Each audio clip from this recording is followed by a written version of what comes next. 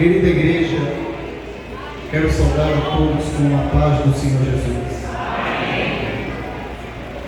É uma honra e uma satisfação estar aqui nesta noite louvando a Deus por essa juventude histórica aqui de Igaraçu Centro. Minha gratidão e louvor a Deus pela vida de cada um de vocês. Eu trago também a saudação do nosso superintendente, evangelista Alex Santos. Ele manda o seu abraço, o seu carinho e as suas orações pela juventude. Eu quero louvar a Deus também pela vida de toda a direção da Umadalp aqui na área, nossa adjunta Joelma, que tem feito um trabalho muito abençoado, juntamente com a adjunta irmã Júlia, que está ali. Deus abençoe sua vida, com a coordenação e juntamente com a direção local. Eu queria ter muita coisa para dar a vocês como recompensa, mas existe o nosso Deus, que Ele é justo na sua recompensa, e Ele, mais do que ninguém, é que vai recompensar vocês pelo trabalho que tem feito. Então que Deus abençoe toda a juventude pelo empenho, que Deus cuide do vosso futuro. A nossa gratidão ao nosso pastor João Martins. Meu pastor, Deus abençoe sua vida. Se eu poderia, por gentileza, pastor, vir aqui, só para a gente agradecer de forma mais formal. Sim, senhor. Olha, irmão, o nosso superintendente, ele agradece ao nosso pastor, porque é um pastor que apoia o trabalho da juventude na igreja e com muito carinho. Toda a igreja chega se amando pelo pastor João. Mais alto, diga assim: pastor João, nós amamos o Senhor. Continuaremos orando pela sua vida. Diga assim: pastor João, a Umadalp não se dobra. A Umadalp está de pé. Diga assim: dê um abraço para o pastor. Muito bem. Amém. Minha gratidão também. Me perdoe as irmãs daqui, mas de toda a criação de Deus está aqui a mulher mais linda, minha esposa irmã Yasmin. Deus abençoe sua vida. Minha bênção. Por favor, abra sua Bíblia no capítulo de número 3, do livro do profeta Ezequiel, que foi o tema proposto por esta juventude. E em rápidas palavras, eu quero trazer aqui uma palavra subordinada ao tema dessa juventude.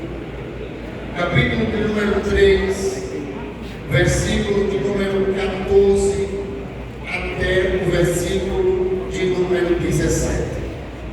Livro do profeta Ezequiel, capítulo de número 3, versículo 14 ao 17. Quem achou ouvir me dizendo amém? Amém.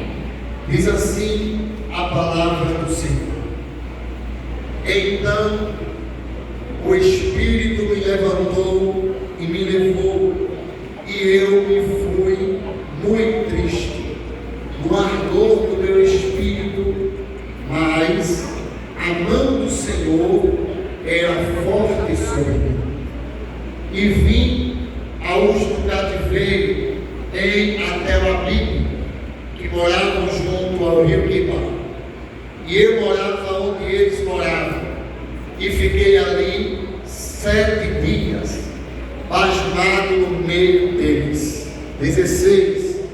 E sucedeu que ao fim de 7 dias veio a palavra do Senhor a mim, dizendo: filho do homem, eu te dei por atalaia sobre a casa de Israel, e tu na minha boca ouvirás a palavra e os avisarás da minha parte.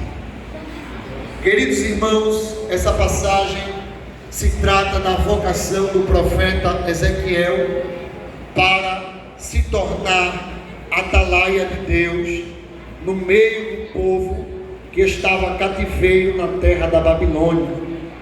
E a chamada de Deus na vida do profeta Ezequiel requeria dele alguns posicionamentos e algumas exigências. Quando o profeta estava exilado no meio do povo da Babilônia, na beira do rio Quebar, Ezequiel estava contemplando o caos, a desordem, a destruição. Então, no meio do cativeiro, a Bíblia diz no capítulo 1 que um homem de 4 faces aparece para Ezequiel, mostrando a sua glória, o seu poder e a sua autoridade. Ali, Ezequiel diz que viu com os próprios olhos os céus serem abertos e ele vê um ser cheio de majestade.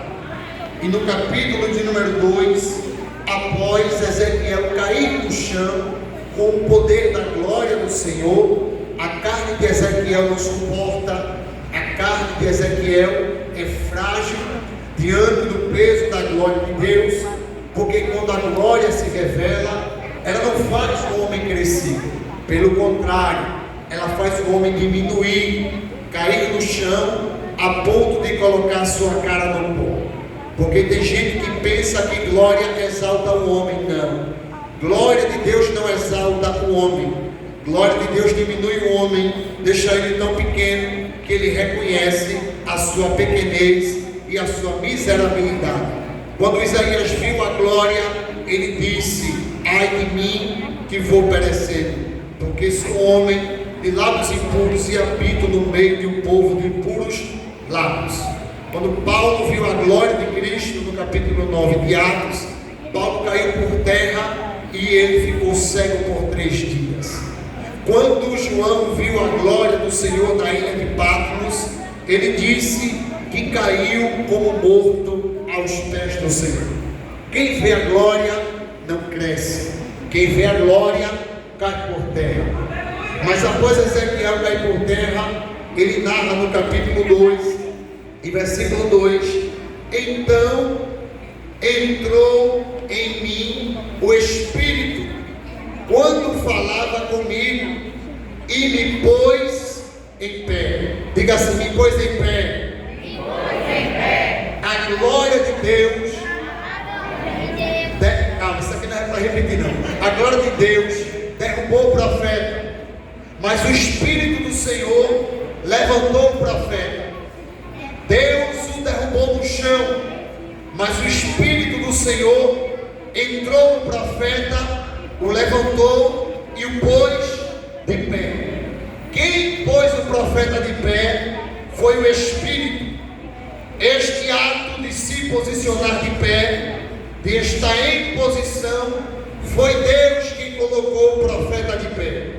Quando o Espírito Santo fez isso, ele estava agora posicionando Ezequiel na forma que ele queria para falar com o profeta. Porque o profeta não pode estar deitado, o profeta não pode viver deitado, Atalaia não pode descansar, Atalaia precisa estar em pé. E foi nesta posição que o Espírito do Senhor pôs Ezequiel. Porque quando Deus quer usar um homem, Ele deseja que o homem fique na posição de pé. Quando Josué, no capítulo 7 de Josué, estava prostrado com seu rosto em terra, Deus disse: porque estás prostrado com teu rosto em terra, põe-te de pé, que eu quero falar contigo. Quando Elias estava na caverna, deitado, Deus enviou um anjo. O anjo tocou no profeta e disse: levanta-te, come pão, bebe água, porque muito longo te será o caminho. Quando Jesus foi ao paralítico de Betesda, no capítulo 5 de João, ele disse: levanta-te, toma a tua cama e anda. Porque quando Deus quer usar alguém, Ele primeiro põe de pé, Ele levanta. Porque Deus não vai deixar você prostrado, ou caído, ou desanimado. O Espírito do Senhor é aquele que toma pela tua mão, que te enche de força, te enche de ânimo e te diz: te põe de pé, que eu quero te usar. Te põe de pé, que eu tenho uma missão para ti. Eu não quero você prostrada, de cabeça baixa, desanimado, mas o Espírito de Deus está aqui nesta noite para te tomar e te pôr de pé.